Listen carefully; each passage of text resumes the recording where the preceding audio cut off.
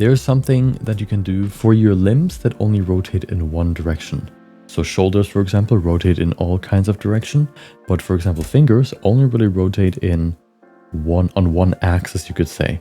If they rotate in any other direction, you should probably, if you don't feel pain, then what's wrong with you? If you do feel pain, then you should definitely not watch this anymore, but go to a doctor, okay? How can you make those deform better for rigging? Let me show you what Guilty Gear proposes, okay?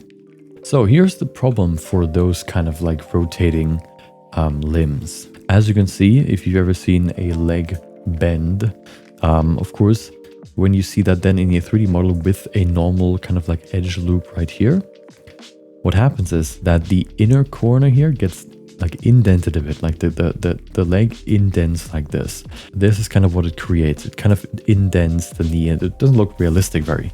Even if you add geometry, so you can see it doesn't really fix anything. And so what you do to fix this is you just remove the point that was on the inside that went in. You just say, you know what? How about we just delete you? And it creates like this shape right here. Now, of course, if it's too big, it might look a bit weird, but if you make it, you know, a decent size, it's fine. Then, of course, you can still add more topology here in the front to make the front, like the rounding here, the concave rounding, smoother, but keeping this flat face here for the back allows you to create a more natural, you know, leg rotation. I actually wanted to check that for these models, and when I checked it out for this model right here, you can see it looks a bit different. What the hell? What happened? They say they do this thing and then they don't do it. What is this? I think this method is very useful sometimes, but not always. If you have, for example, a very defined leg or knee structure like this, it might not be as useful as if you, for example, have something like these boots. These boots are a bit more flat, right?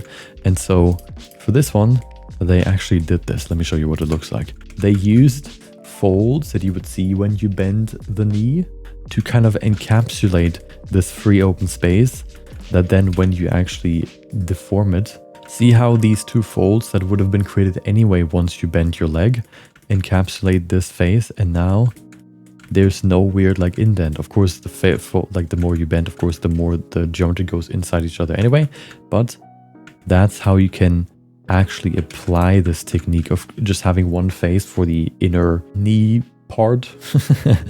In this case, they use folds to encapsulate it, but I guess you can also just do it with basic geometry. And then, of course, they have more geometry in the front so that the bend in the front looks nice and smooth. But in the back, they just have this long, big face like this. So they did it for this character, but why didn't they do it for this character is the question. You can see it still creates this indent. But I think how they fix it is by having another bone right there. So it's kind of like a trick that you can use if it works. But of course, if it's, for example, very defined legs like this, it might be a bit harder to use. But it's something worth keeping in mind in case, you know, you can apply it.